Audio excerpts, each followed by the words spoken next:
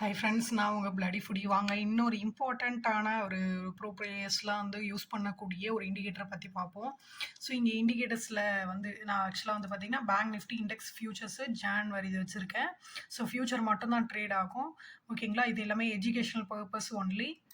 So நீங்கள் use பண்ணி உங்களுக்கு உங்களோட அட்வைஸரை கேட்டு மட்டுமே யூஸ் பண்ணுங்கள். நிறைய விஷயங்கள ஒரு டெமோ பண்ணி பார்த்துட்டு அதுக்கப்புறம் ரியலில் யூஸ் பண்ணுங்கள், சரிங்களா? ஸோ இதில் வந்து பார்த்தீங்கன்னா ஒரு கேமரா இல்லா பிவோட் இண்டிகேட்டர்னு ஒன்று இருக்குது இல்லைங்களா? ஸோ இது வந்து எந்த அளவுக்கு யூஸ் ஆகும் அப்படின்றத பார்க்கலாம் வாங்க. ஸோ இந்த இண்டிகேட்டரை கிளிக் பண்ணிட்டேன். ஸோ இது வந்து பார்த்திங்கன்னா நமக்கு அவ்வளோ இதுவும் வந்து பார்த்திங்கன்னா ஒரு அக்யூரேட்டாக நமக்கு வந்து ட்ரேட் பண்ணுறதுக்கு காமிக்கும். ஸோ சில இடத்துல வந்து பார்த்திங்கன்னா இந்த இண்டிகேட்டர்ஸ் வந்து அவ்வளோ ஈஸியாகவும் இருக்கும் ட்ரேட் பண்ணுறதுக்கு. இதில் வந்து ஒரு என்ன ஸ்பெஷல் அப்படின்றத பார்த்தீங்க அப்படின்னா, இங்கேயே வந்து டிமாண்ட் அண்ட் சப்ளை. ஸோ இதை பேஸ் பண்ணியும் ட்ரேட் பண்ணலாம். இந்த இண்டிகேட்டரை வச்சோன்னே எந்த ஒரு செட்டிங்ஸும் நம்ம சேஞ்சஸ்லாம் பண்ண வேண்டியதில்லை. வேணும்னா அந்த லைன்ஸை மட்டும் நீங்கள் திக் பண்ணுறதுனா திக் பண்ணிக்கலாம். இல்லை லைன்ஸ் வந்து எனக்கு சின்ன சின்னதாக இருக்கட்டும், இல்லை மேலே வந்து இண்டிகேட்டர்ஸ், அதாவது இதுக்கு மேலே வந்து எனக்கு வந்து ரெட் கலர் லைன் வேணும் அப்படின்னு வச்சிங்கன்னா செல் கொடுக்கறதுக்கு ரெட் கலர் லைனையும், கீழே வந்து பார்த்தீங்கன்னா நம்ம க்ரீன் கலர் லைனும் வச்சுக்கிட்டா பை பண்ணணும் அப்படின்றது தெரியும். நாங்கள் அந்த சேஞ்சஸ் மட்டும் பண்ணியிருப்பேன். இங்கே பாருங்கள், ரெட் கலர் லைனு.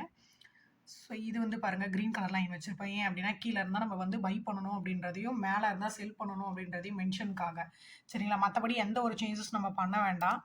ஸோ இங்கே பாருங்கள், நம்ம ஒரு மேலே இருக்கிற ஒரு கேண்டலில் நீங்கள் ட்ரேட் பண்ணீங்க, மேலே இருக்கிற கேண்டலில் நீங்கள் என்ட்ரி எடுத்தீங்க அப்படின்னா, ஸோ இந்த கேண்டில் நீங்கள் என்ட்ரி எடுத்திருக்கீங்க, ஒரு செல் போட்டிருக்கீங்க அப்படின்னா, ஸோ இந்த அடுத்த லைனுக்குள்ளே நீங்கள் வந்து என்ன பண்ணிக்கலாம் அப்படின்னா எக்ஸிட் ஆகிட்டு வெளில வந்துடலாம்.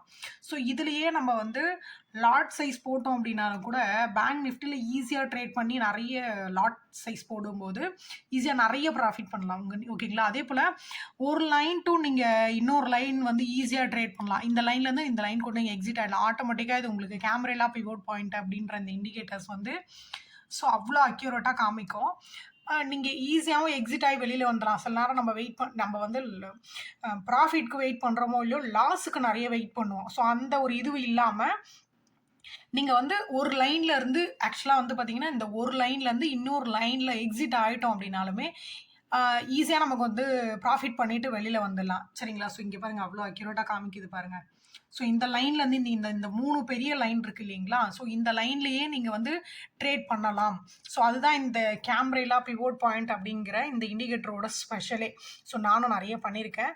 ஸோ நீங்களும் ட்ரை பண்ணி பாருங்கள். Like, comment, share. தேங்க்யூ.